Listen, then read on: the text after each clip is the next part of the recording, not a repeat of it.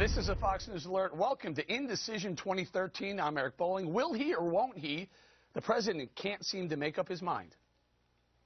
We have been very clear to the Assad regime, but also to other players on the ground, that a red line for us is we start seeing a whole bunch of chemical weapons moving around or being utilized. We have looked at all the evidence, and we do not believe the opposition possessed nuclear weapons of that, or chemical weapons of that sort. We have concluded that the Syrian government, in fact, carry these out. So what I've said is that we have not yet made a decision.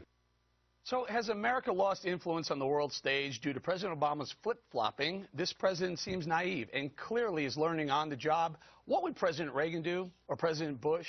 While I don't agree we should be going into Syria, this president has been changing his position more than Miley Cyrus and the VMAs, and that is becoming problematic. Now, Bob, I've been saying we should back off bombing Syria.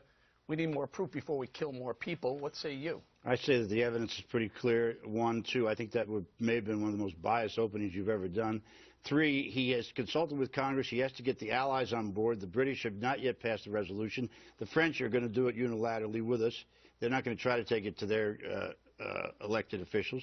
And I think we've got every right to do it. The War Powers Act gives the president enough flexibility to go in and do it, and he will. And flip-flopping, he said the same thing every time he said it. It's a red line. When they cross it, we're going to do something. They've crossed it, he's going to do something. Well, can I just point out the War Powers Act says you have to go to Congress. He's been doing that. Declare war. If he's been doing it? He's been consulting with Congress, yeah. No, you have to go to Congress to get a declaration of war out of Congress. No, absolutely no. Or if a country poses an imminent threat, what's the imminent threat? Reagan didn't get it for Grenada. Reagan didn't get it for Lebanon.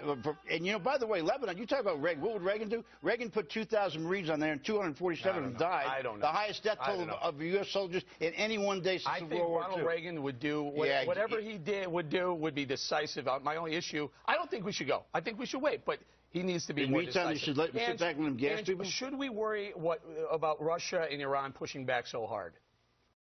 100%. I'll tell you what Reagan wouldn't do. He wouldn't sit down with Judy Woodruff and do an interview. He wouldn't have anonymous sources leak a 3-day missile strike that's designed to do nothing, because the president said he's not committed to a long-term war. So what is the president going to do?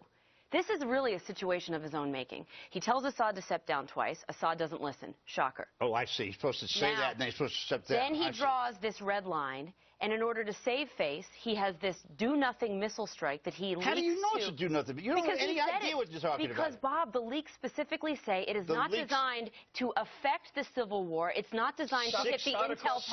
60 military targets. 60. Shot across and they're not committed to a long-term war. So all I'm going to say is this. This situation makes Iraq look like small potatoes. There's no plan for going in. There's no plan for follow-up. There's 3 very different schools of thought on this one. Arming the rebels, bombing the airfields and the intel palace, or doing nothing. And there won't be 10,000 I think getting Americans involved killed. is a huge mistake on this one. Let's get this side of the table in. Also, Greg, a lot of people are saying, what about the rebels? Who are the rebels? Are the rebels on our side or against us? Yeah, I mean, the question is, do we have a dog in this fight? We don't, because Obama ate it. Ew. You know, here's the thing. It's like 2 thugs fighting in a bar, and you don't want to get in the middle of it. You leave the bar, and the bar is the Middle East. The only thing you do is you go home and you frack.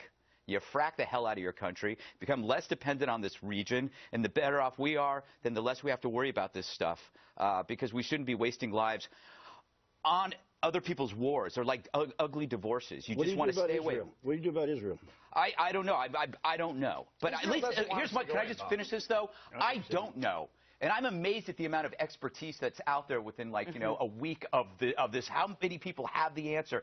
There is no answer. There are only bad guys. There are bad guys on every side. There's nobody you can back. And you know what? Maybe you just leave. Right. Katie, some say if we do go and we pick the wrong side and we don't have our facts straight and we actually kill people who were innocent, that would create more hatred in the Middle East than there already is for America.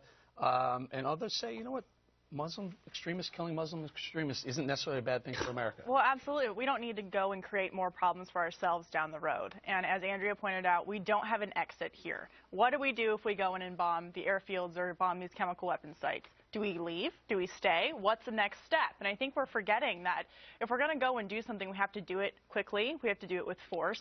We've seen reports that Obama kind of just wants to strike and not get mocked for what he's doing, just to show enough muscle so that it's not embarrassing to him and his red line, but shows that we do something with really no end game for the United States. Well, and that's the problem. Hold on.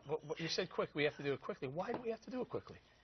No, I'm saying if he's going to actually make a strike, if he makes the decision, which we need to point out that he hasn't made that decision yet. He's repeatedly said, and we know he hasn't made the decision to go in. If he goes in, we need to get in and get it done. The reason the Afghanistan war lasted so long is because we're in there not getting the job done. You either do it or you don't.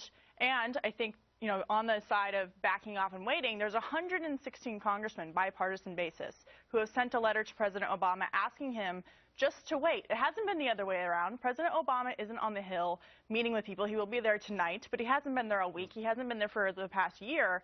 And this is something that they're saying you need to slow down because there are implications for what we're going to do here. It's hard to figure out where to start. First of all, you're saying these Islamists are killing each other, so what difference does it make? These are women and children that are dying. Women and children are on the line. They're dying. I didn't say what difference does it make. I said some say Muslim extremists killing Muslim extremists. And how do you account for children that are in the hospitals? And by the way, Iraq, we lost 10,000 people in Iraq and spent $1 trillion. You can't make the equivalence on that. We don't know who's killing. We're hearing through reports out of Israel that it's the Syrian government. We don't know that